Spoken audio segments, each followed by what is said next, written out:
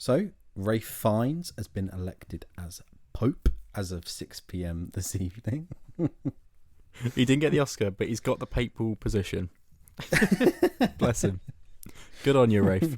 No, we've actually got an American Pope, which is not a sentence I thought I'd ever say. Imagine if you put that command into Chat GPT, the image it would create if you said, Yes. give me an image of an American. In fact, I'll do that after this episode and post it.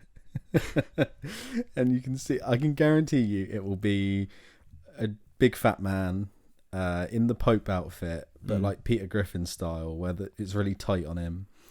And he's got like a redneck, like American flag wrapped around him and buck teeth and holding a hamburger. Like for sure that will be what it creates. And that's exactly what I envisaged when I heard it on the news.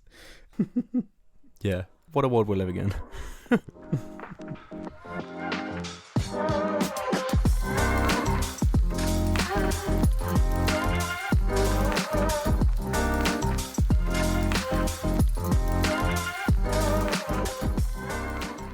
Hello and welcome back to Moving Up Podcast. It's episode 67 with me, one of your hosts, Barlow Adam.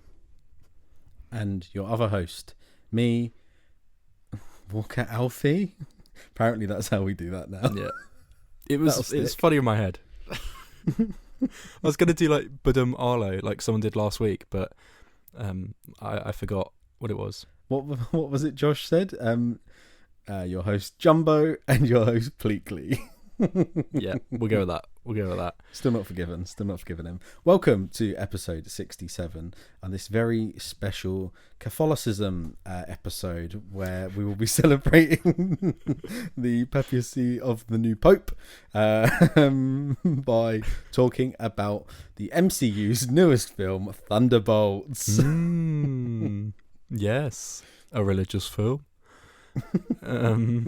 Yeah, Thunderbolts, right? It's got hugely positive reviews, I would say. Too positive, some would say. Yeah, too positive maybe, but you'll have to stay tuned for our full review coming later in this episode. This is your spoiler warning, by the way. We're going to go straight in for spoilers. If you haven't seen it already, go and see it, pause this episode, come back to it. The reason we decided on that, though, was because Marvel themselves have spoiled it all but 5 days after they released it. Yeah.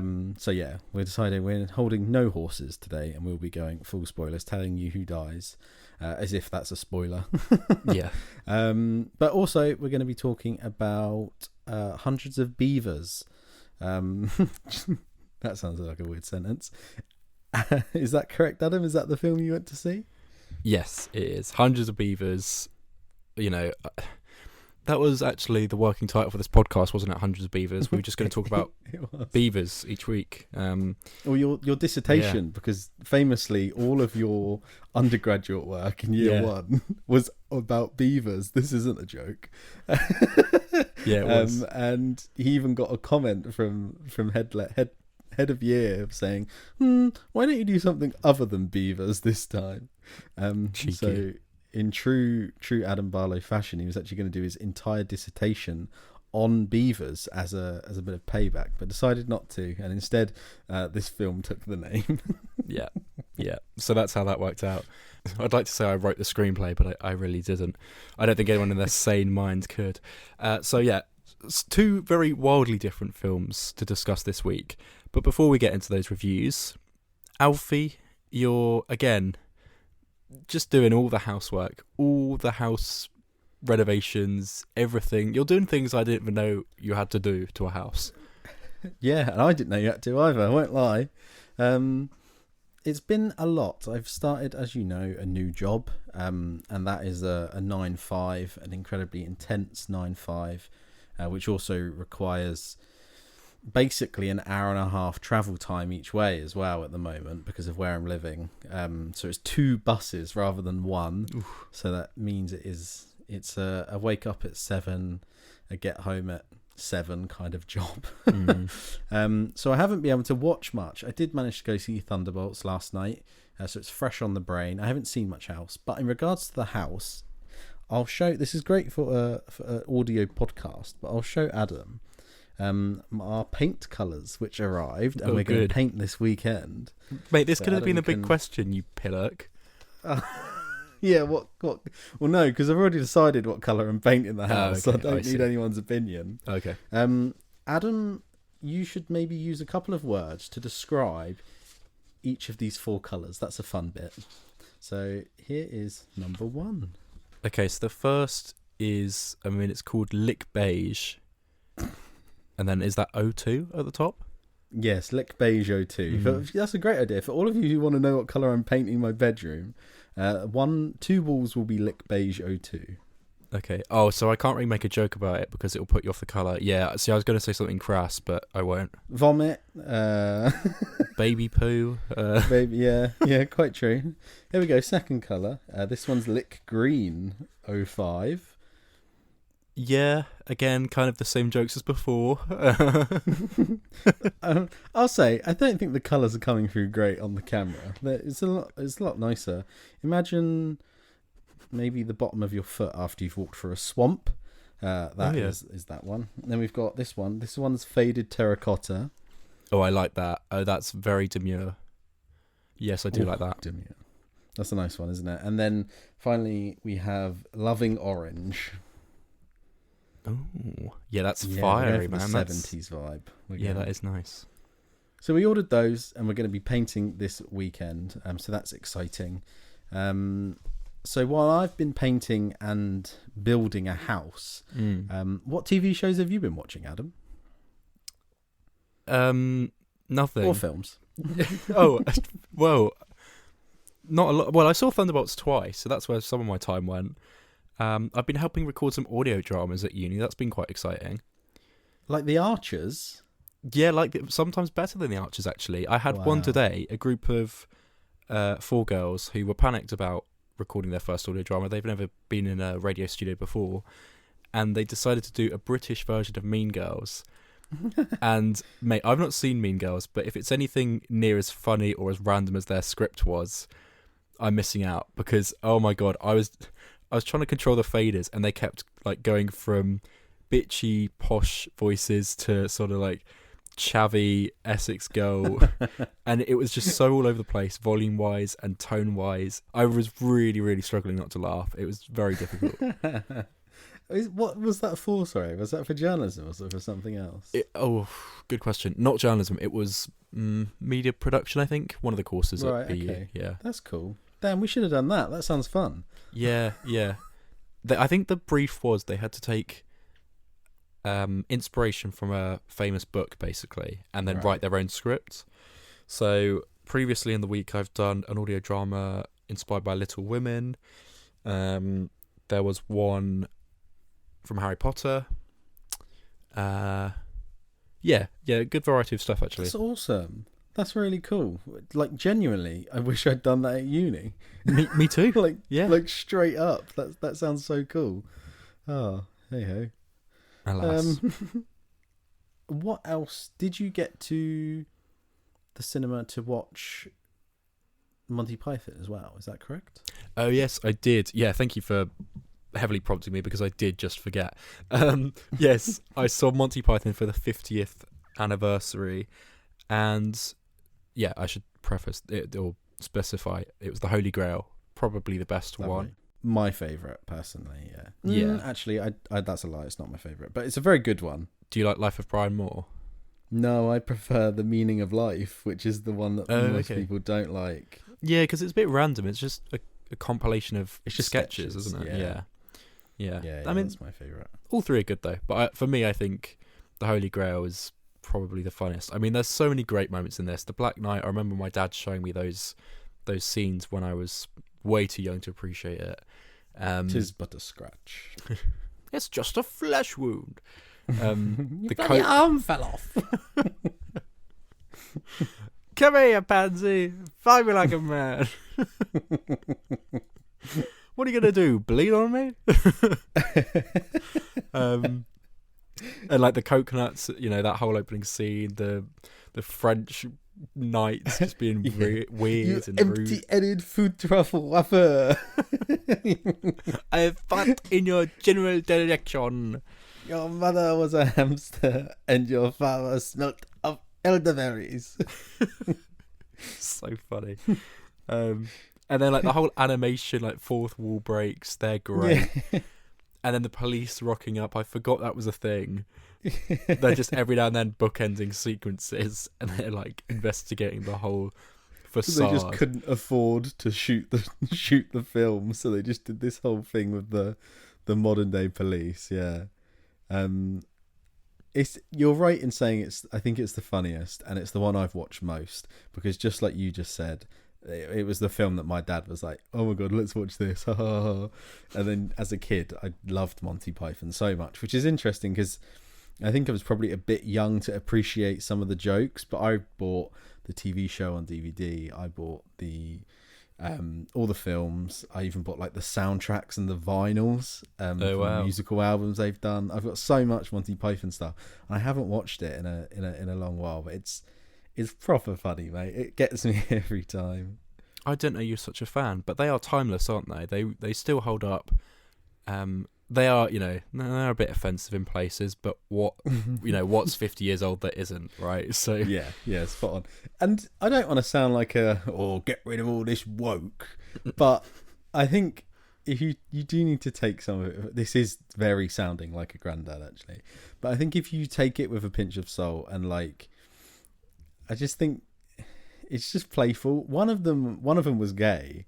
Like, there is plenty of like homophobic sketches in the Flying Circus, in the TV show, and one of them was gay. Like, it's not meant in so harmful. It's fun and it's funny. There's a sketch where the police officer like catches someone being, I don't know, like knobbing off in a bush or something, and then he ends up going home with the police officer. Like,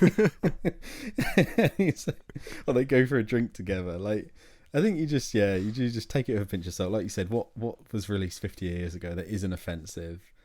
It's so good. Yeah, I love it. You reminded me of the whole sequence where, is it Galahad who goes to the castle and it's just full of women, and they're all just like, oh, but we do nothing all day apart from get undressed and dress again and then bathe and get undressed again. And then I think Lancelot comes in, or whoever it is, comes in and rescues him, and he's like, what? No, just let me have a bit of peril, please. Oh, I bet you're gay. Like, it's just like, it's so silly. Oh man, what a film. If you've never seen Monty Python, big recommendation from Moving Up Boys. Right, enough faffing. Should we get into the main meat of this? Buy me a drink first. Let's talk about the new Avengers.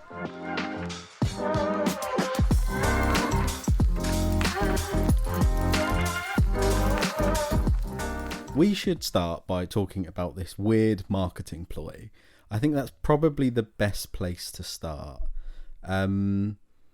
So, can you remember how long ago it was where Kevin Feige like went on stage and said like, the asterisk is important, and everyone was like, what are you on about? And yeah, cut to, I mean, the 6th of May, Marvel posted on their main social medias everywhere and on all the billboards and everything to do with it, that this film is not called Thunderbolts, it's called The New Avengers. And what an interesting choice that is.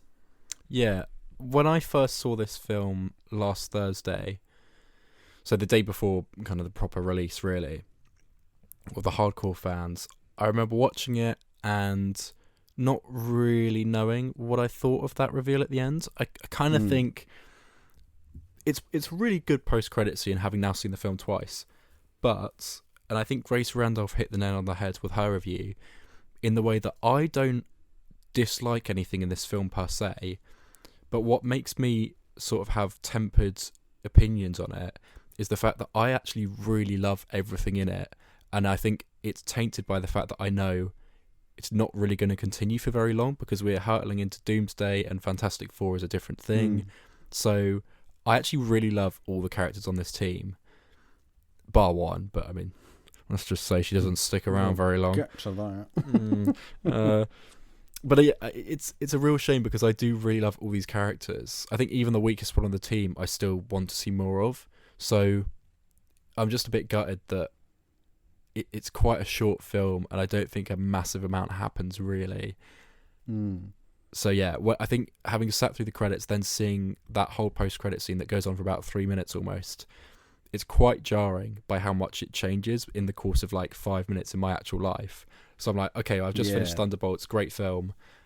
It ends on the cliffhanger, and then you're like, okay, everyone's got a new look. We're in a new location. There's a new thing going on, like, and everything's changed. I'm like, oh my god! And I just found it a bit overwhelming. I don't know if you had the same reaction. Spot on. Absolutely. It's such a weird choice to me to have this huge reveal in the last 5 minutes of the film, and then have this ginormous plot point. Like John Walker's outfit in that post-credit scene is so cool. He looks absolutely great with the beret on. They've all got new outfits. They're all a bit different. They're clearly. How long is the time passage? Is it like 18 months? Yeah, or 14 months, something like that. Yeah, it's a chunk of time. Like, why isn't that a film? And you're right with the Grace Randall thing, because I watched a review and she said that post-credit scene should have been the final act of the film. And I kind of get it. I have no idea how you pace that, but the final act felt a bit lackluster. And I don't want to say it needed an action scene, but I feel like it did because it's an Avengers film. Like now they're saying that, especially.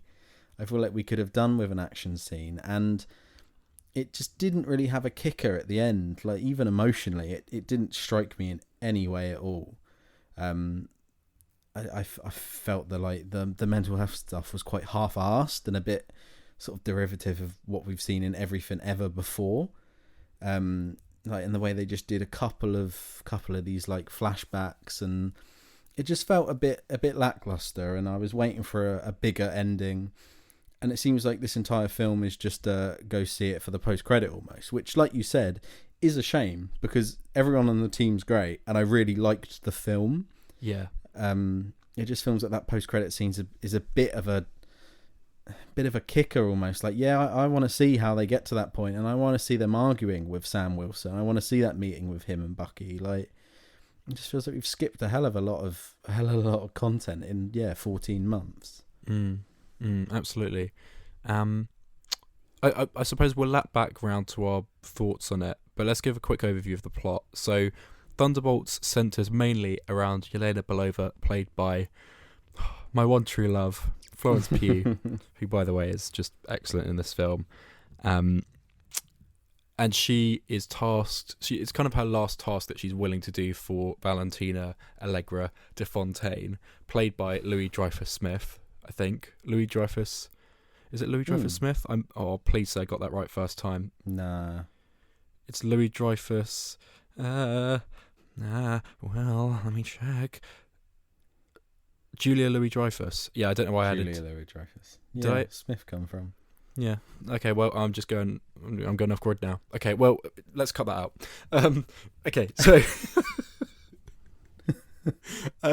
she is... Yeah, she's had it. She's done enough of living in the shadows and doing, secret operations.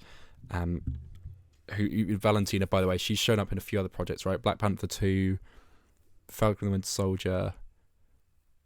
End of Black Widow. Is she in a Hawkeye as well? Yeah, might be. Yeah.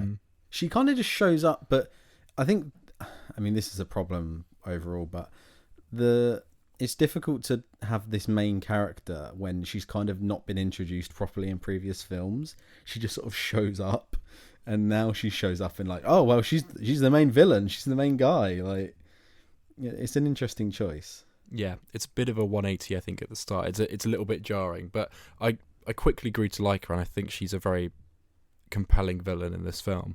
She plays her role quite well, I thought. Anyway, Yelena Belova wants to kind of throw the towel in. She's given one last task. She has to go to this base in, some desert kind of place in America, I think. I'm not sure which. Omaha. Omaha. Is it Omaha? Okay. And or yeah, Utah, something like that. she's got to track down Ghost, who is played by, once again, Hannah John Carmen from Ant-Man and the Wasp. She shows up and she's breaking in to allegedly steal some of this. Is it Oxcorp, right? Yeah, Oxcorp it's not tech? Oscorp, it's Oxcorp. Okay. Convoluted, I hope for a reason, but Yeah. maybe it's just to trip up people like us doing a podcast who apparently can't say names. But didn't get us on that one, did you, film? Anyway, she gets into the basement and finds that not only is Ghost there, US agent's also there, Taskmaster is there, very briefly. Who else? Who am I missing? Yeah, that's it. Sorry, I've just set off balloons on the FaceTime call. That's really funny. That's really throwing me off. Is that it? That's it. And then Sentry obviously rolls out of the box. Yes, yeah, correct. So now we're in a position where they don't know who, or well, Bob, as he's first introduced, they don't know who he is. He just seems like a civilian. They then have to break out of this Oxcorp bunker, get past Valentina's guards and army, and the film kind of goes from there. I won't say too much more, but that's quite an extended sequence, almost half the film, I felt. And I actually really love, I don't think there's any sequences in this that I felt overstayed the welcome. I thought that whole development of that scenario was really fun. It's very playful. I'm a big fan of US Agent. I don't know if you particularly loved him in Falcon and the Winter Soldier. I can't remember what your thoughts on him were. Kind of mid, and then I didn't like him in the initial of this film. I grew to like him over the film, but his initial appearance I found him very grating. But I don't think that's a prop to like Wyatt Russell. I think he's meant to be, isn't he? He's meant to be arrogant and stuff like that. So.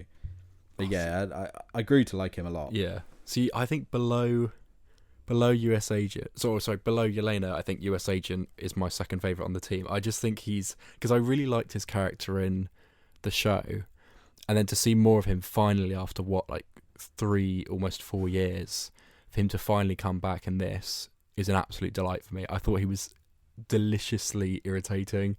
But like he's such a, like, I know if I met this character we wouldn't get along, but to watch him on the screen I kind of love it. I sort of love that he stirs the pot and he's a bit of a dickhead, but I sort of love all his quips, and the fact that he's just giving everyone nicknames is like, you know the bit where they're trying to find a way out, or they're trying to find a power source, and Bob walks past, he's like, so what exactly are we looking for? And he just quickly goes like, we're looking for not stupid questions, Bob. It's kind of peak Marvel, or sort of, stereotypical Marvel humor that people would probably take the piss out of on TikTok. But I actually think he can get away with it. And I thought the humor, for the most part, worked pretty well in this film. Yeah, props to the humor. I think it was a funny film. And I don't always gel with the Marvel humor like we had in... Even on reflection, stuff like Ragnarok, I don't find as funny as I once thought. But this seems a little more, not adult, that's the wrong word because it's not at all, but I think it's just better placed in the film. And yeah, it got proper giggles out of me a lot. Even like you said, peak MCU humor when Yelena says, I'll order an Uber. It got me. I thought it was quite good, like quite well placed. Quite a good level to levity. While we're speaking about it, I'll mention it as well. Yeah, Hannah John Kamen, I thought she was excellent. I had no affinity for Ghost. I thought it was an awful character in Ant-Man. Hardly in the film from what I remember anyway. She's quite hot. And then when she showed up here, yeah, Hannah John Kamen is. She's in She was in the Resident Evil film where she played Jill Valentine. And she's barely in it, and it's a shame because she's good. But I thought she was really good in this, and I grew to like love Ghost. And yeah, under Yelena, I think Ghost is absolutely my second favourite on the team. I thought she was really good. Yeah, let's mention Taskmaster as well. Yeah. The actor has not been on any of the press tour. I think through being pissed off, actually. Like, It's an interesting choice to kill her off in the opening for sure. Yeah. I mean, part of me is like, is that the initial plan? Because obviously she's been in other trailers, in other scenes, in that Avengers Tower scene. But she's obviously not, if you've seen the film. So I know some people are like, I think it's well, a bait and switch, right? but was she always meant to die in that opening scene? I guess so. I think so. Yeah. I think her reception in Black Widow was so poor that they were just, right, let's get rid of this character. Yeah. I didn't miss her at all either. I wasn't really that excited for Taskmaster anyway. I just don't think the copying ability is that interesting to me. So yeah, the costume's bad as well. Is no affinity to it at all. I wasn't bothered by her being shot in the head by Ghost. No. In a cool way, to be fair. If you're gonna get shot by a character, that's quite a cool way to go. Yeah, make it hot. Bucky gets a great action scene in this. I wish it was a longer chase scene with the bike and those 3 sort of SWAT army vans, I guess. The bad guys. Yeah, the baddies. There we go. Technical term. Yeah, I love that whole sequence. The score as well, because I will forget to mention it otherwise. The score in that moment and throughout the whole film, I've loved. I've been listening to the score since, and I love the soundtrack. So, yeah, it's a really strong score, I think, throughout the whole thing. But I really liked that action sequence with the sort of sticky grenades, the magnetic grenades that he shoots out of that gun, and then the way that he pulls on the wrench, the tow line, I guess, of one of them, and it just flips over. And then the great gag again from US Agent, where he's just like yelling and commentating in the back of the limo, in the back of Red Guardian's limo. We've not even mentioned Red Guardian yet, but we'll get onto it. I've realised actually now I've started talking about it. I just said at the top of the review, not much happens. No, I'm now like struggling to fit it all in. But I loved it when that final bomb goes onto the Red Guardian limo, and the perfect cut where Wyatt Russell goes like, "Oh shit," and then it literally like flips, and then I love that shot, and both times it's made me cackle. The shot of the limo. The tipping up and being so up. large, yeah. That's good fun. It's quite a good visual gag, actually. It is. It's very good. It's almost like a joke on top of the joke you have with Wyatt Russell getting cut off, so it does work twofold, yeah. Great scene. I'll mention it before we move on as well. You said about the score. I do think the score was nice. It wasn't what I thought it would be, especially in that initial fight scene where they're in that lab, in the Oxcorp lab. I thought it was quite downplayed almost. It sounded quite video gamey in a way, and I wasn't disappointed by it at all. I thought it was quite cool. And yeah, the stinger at the end where they play, obviously the Thunderbolt theme is just the Avengers theme, but like in a different key as well. So it slowly turns into the standard sort of Avengers theme, which is it's a cool piece of music, isn't it? It's become iconic. I don't think it was particularly iconic, but it has become it over the years. Yeah, I didn't notice that.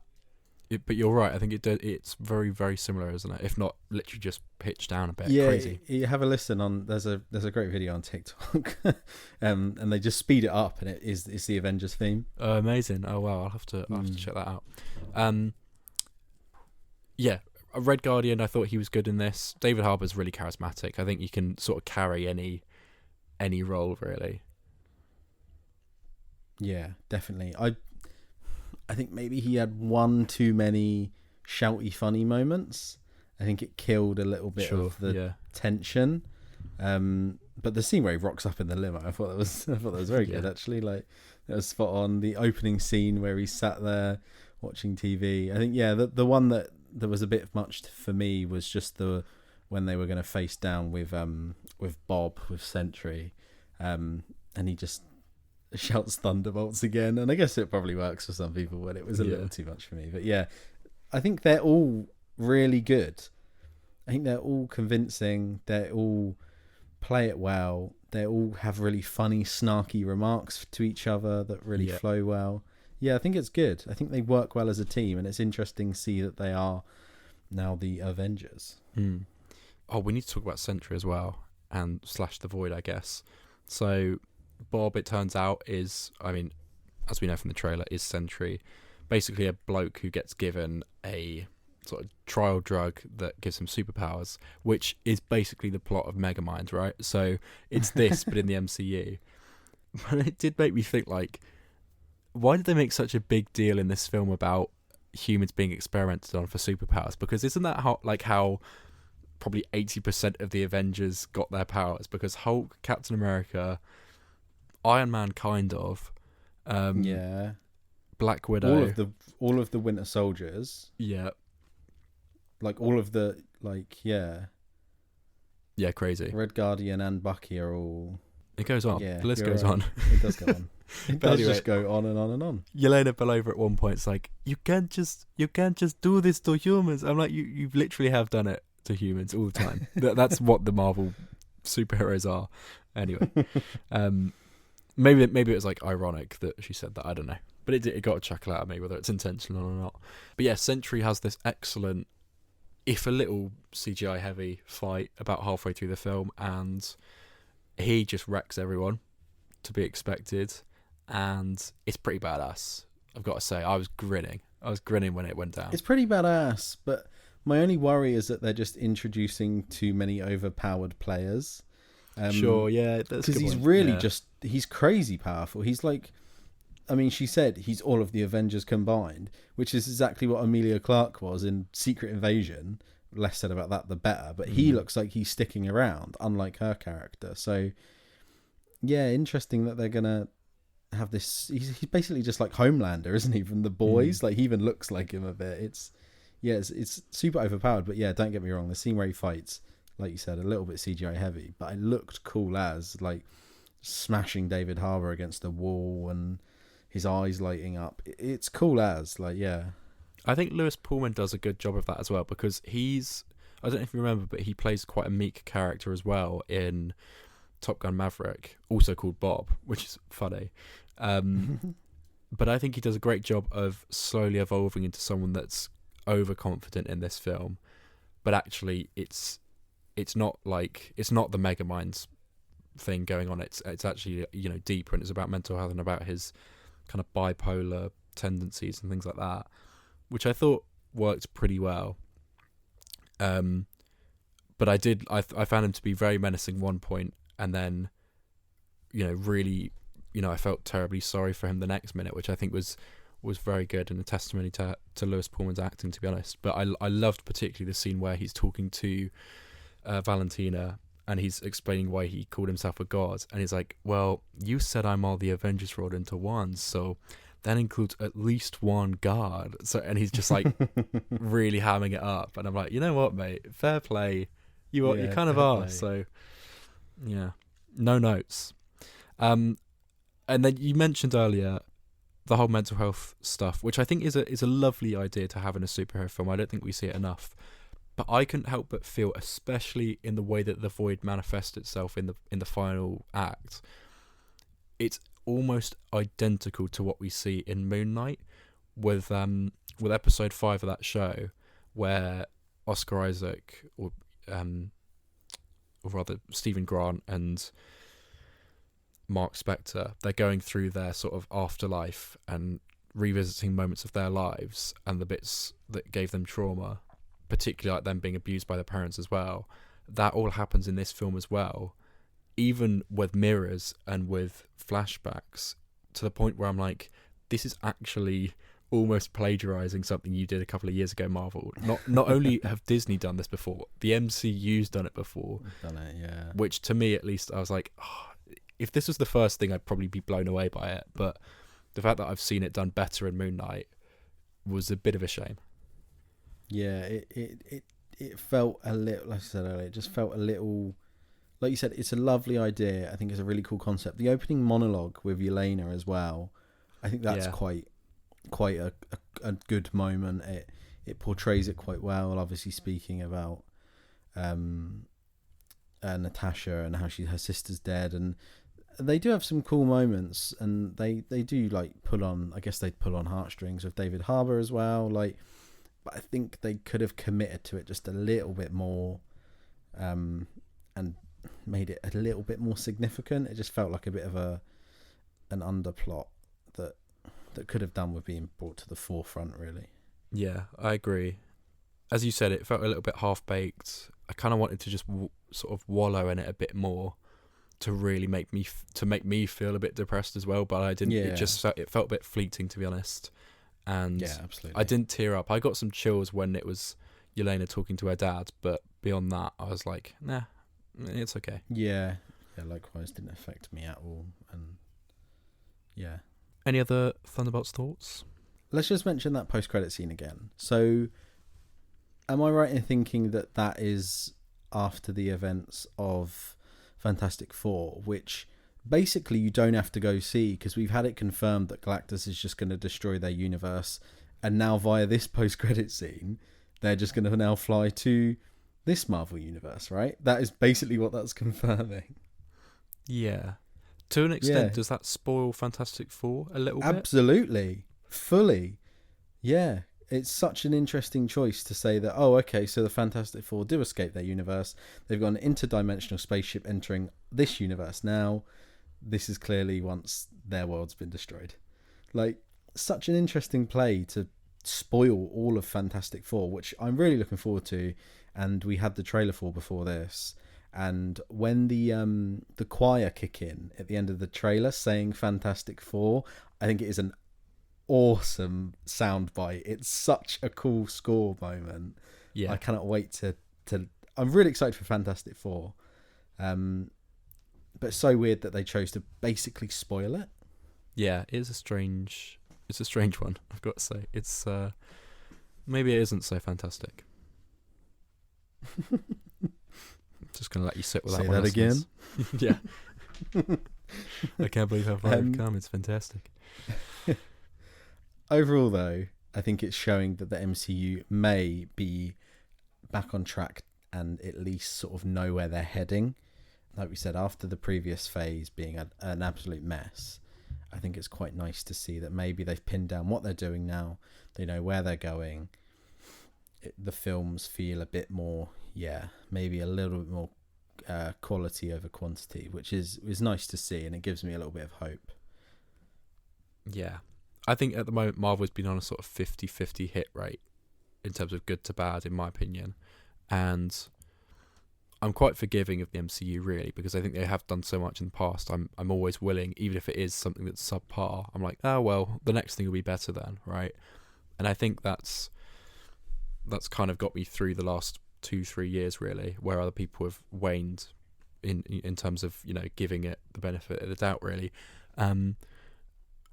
But yeah, I'm very excited for Fantastic Four, as you said, and I'm excited to see where they go from here, really, because, as you say, absolutely right, the right direction to be heading in. And I will say, I think Thunderbolts will age better than Deadpool and Wolverine, and probably some of even the older Marvel films. I think this is a film I can see myself rewatching happily and getting more enjoyment out of it the more times I watch it, whereas other films might decline in enjoyment.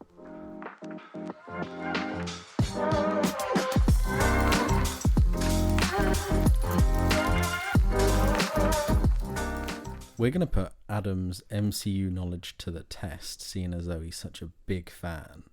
After we've done this, they've been shouting about this being the best since Endgame. So once we've done this, we'll say whether this is our best, and we'll say what maybe overtakes it. But Adam is going to list off every single Marvel film in the MCU over the past however many years. He's going to try do it. So take away, Adam. I have faith. Are you going to count them up for me? Yeah. Okay. Do some sort of tally. Okay. So 4 Thor films, because I know I'll forget the 4th one otherwise. 3 Iron Man films. 3 Ant-Man films. 3 Captain America films. 3 Guardians of the Galaxy films. 2 Doctor Strange films. Am I missing any trilogies? 4 Avengers films. You've already gone wrong. I won't lie. What? You've said a number that is wrong already. Oh no, wait, what have I done wrong? What have I done wrong? What have I done? 4 Avengers Captain films? America. What did I say? 3. Oh god, yeah, oh no, I totally have forgotten the This fourth ain't one. looking good, bruv. Oh no, okay, 4 Captain America films. God damn it. That's funny because as I went into Thunderbolts, I said to Ollie, who I went with, isn't it funny how this is the first film we've had in the MCU since Deadpool or Wolverine? And he was like, no, we had Captain America like a month ago. I was like, fuck, you're so right. Yeah, so forgettable. So Man. Harrison Ford. Not even Harrison Ford could save it. Okay, well now that's completely thrown me. God knows how I'm going to recover from that. Okay. Did I say Black Widow? Have you counted that already? Black Widow, Eternals, Shang-Chi,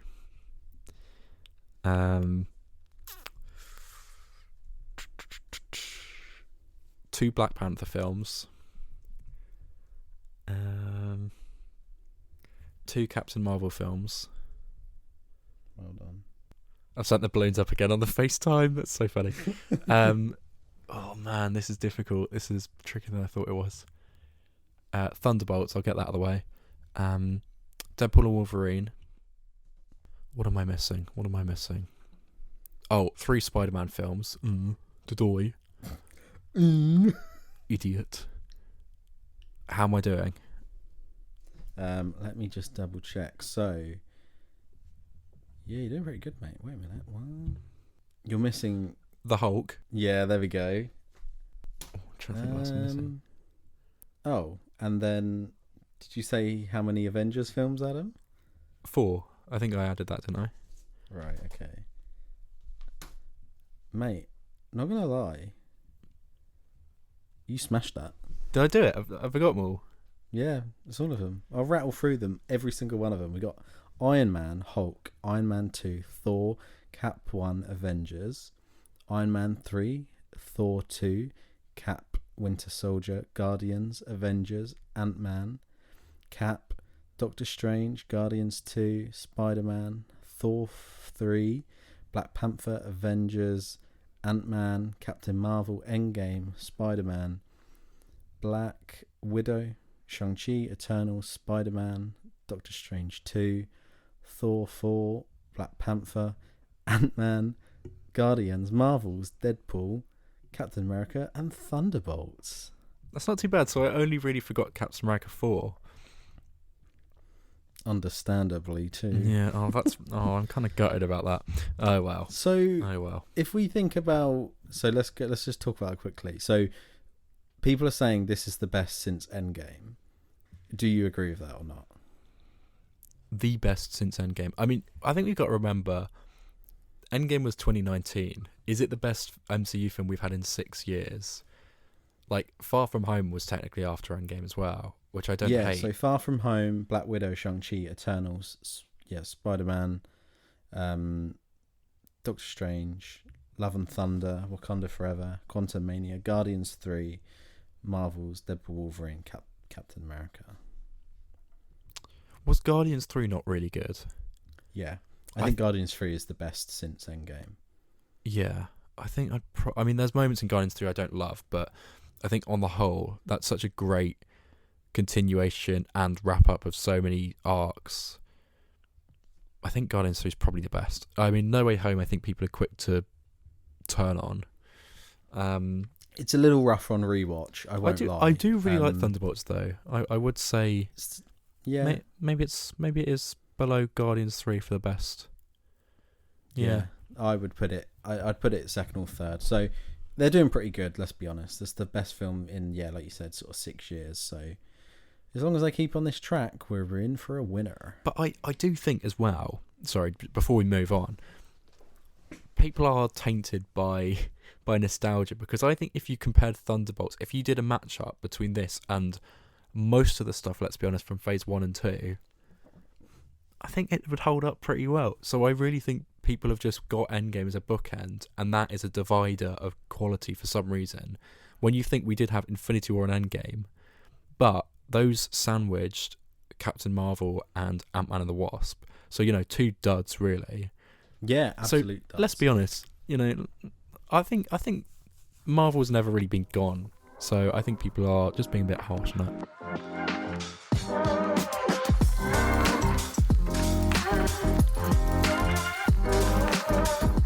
Adam Barlow, tell us about your beaver. Yeah, so my beavers, there's hundreds of them. Hundreds of them.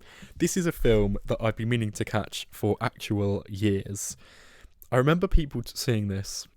I think it came out in 2022 or 2023, and I remember some YouTubers that I really hold in high regard were watching it and saying, go out and see this comedy. It's the best comedy I've seen in about a decade. And I was like, that's high praise. I'm sure I'll see it when they play it at the cinema. Did they play it at my local cinema? Did they? So I finally got around to seeing it at the Picture House. I didn't even know there was one in Southampton. Lovely, lovely location. It's on the sort of, it's on the quay, I guess, on the kind of the harbour kind of area of Southampton, which I guess is the whole city really. But yeah, anyway, lovely cinema. I went along, and they're doing a live sort of event for it, right? So they had the lead actor, and they had some folks dressed up as the beavers and as the dogs from the film, and they were doing like slapstick fights at the front of the theatre, and they started a bit late, and this dog was like checking his watch, quote unquote, and then he was like gesturing to me because I was sat second row on my own, and the front row was pretty much empty, so I was essentially front row. So then he started pointing at me, and I must also preface, I'd preed quite heavily. I'd had about 2 pints and about 3 cocktails. So I was... That's intense. Yeah. This wasn't... I wasn't preying for the film. I just had drinks after an interview, just as like a social thing with some mates. So I must preface my review of that. I may well have just been completely drunk. But anyway, I embarrassed myself because I turned my phone off, and in front of a near full cinema, this dog started gesturing at me, and like they weren't talking, these characters, and I looked up, and my head was spinning, and he pointed at me and started like pointing at his again quote unquote watch, trying to get the time, and I took out my phone and I tapped it, and I started to look panicked, and I was pressing the button. I was like, oh yeah, I turned it off for the film. And then the whole cinema laughed at me. I was like, oh God. I went bright red. I was like, what an absolute buffoon. What a clown. Yeah. What a klutz is what I'd say. Anyway, the film started playing, and my God, this is an absolute fever dream, mate. I can't recommend it enough. It's one of those films, I think you will either love it or you just won't get it. But it's like a live action Looney Tunes mixed with Monty Python, topical enough. There's an area of those Jackie Chan and Bruce Lee kind of comedy, action, fighting stuff, like creative action in there, slapstick, aplenty. What else is in that? Like a bit of Benny Hill. It's all black and white. It's done on an absolute shoestring budget. And it's I'm looking at pictures the effects of it now, and it looks insane. Mate, the effects are so bad. They are so bad. It's hilarious. The music's bad. The dialogue's... I mean, it's pretty much silent, but it's all like over exaggerated. Like, huh? Like all voices like that. Like a Lego film, an old Lego game. Yeah, mate. I think. I pray that you see this at some point, because I would absolutely love to talk about it properly.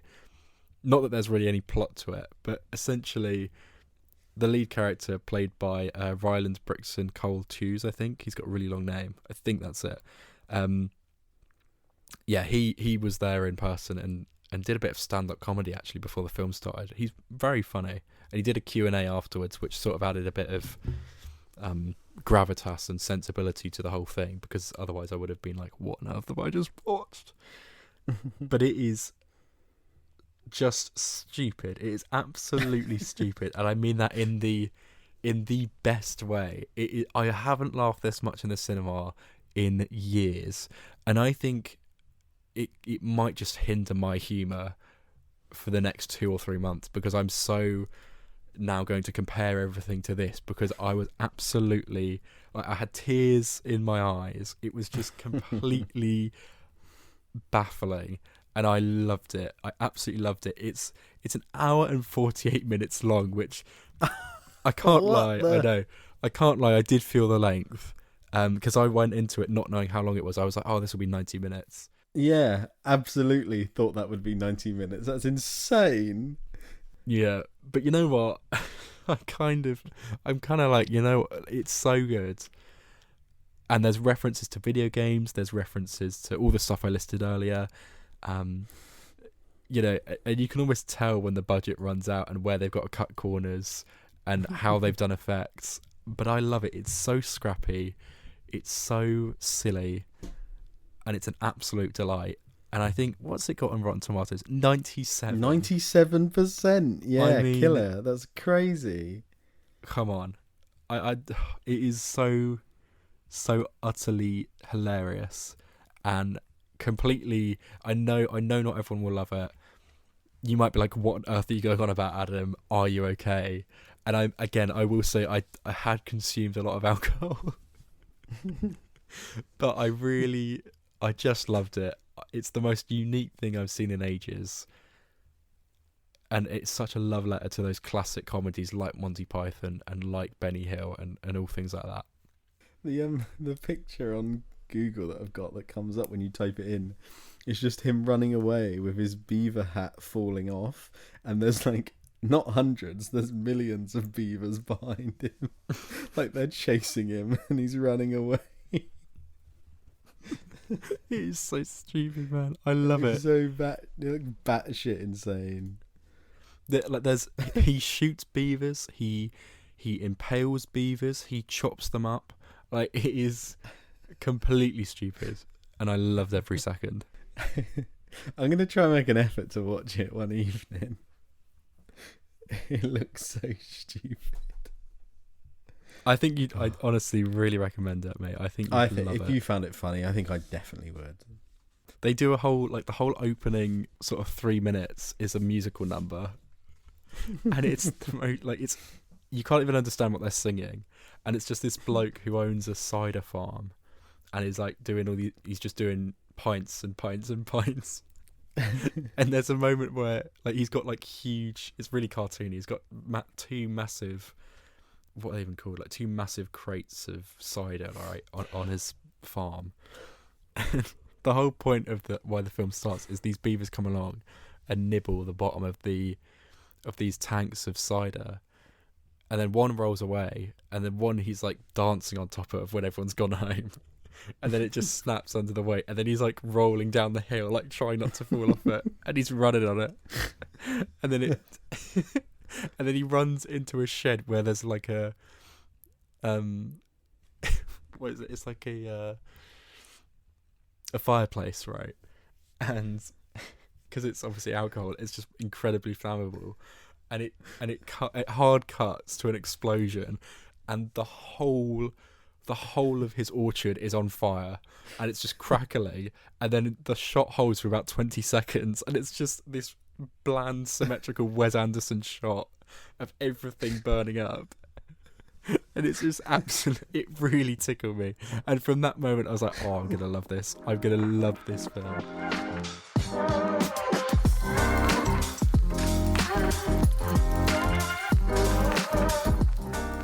It's that time in the evening for your big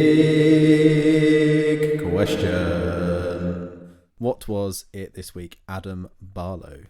The big question this week was, what is your most unhinged cinema snack? We've got some results in, as per, from our lovely listeners, and I've got to be honest, guys, I'm disappointed this week. I want you all to take a long, hard look at yourself, because I don't think these are good enough. They're not niche enough. They're not weird enough. Don't get me wrong, there's some here that I don't support, but I was really expecting and hoping for something outlandish, and we haven't really got that. And on that note, thank you for listening. Please tune in next week. Goodbye. No, but I'll read them out anyway. Lenny said a sandwich, which I don't think is that. I don't think that's too. No, it's not too weird. It's not too bad. I've seen worse. Lenny is a fan of the this is so off-piste, but Lenny loves an all-day breakfast sandwich, which is so unhinged in my opinion. I had one of them today. Funny you mentioned that. I really like them. I think it gives Brexit vibes. Brexit with a maybe. Yeah. It's like, I'm so patriotic that I want my English breakfast in a sandwich.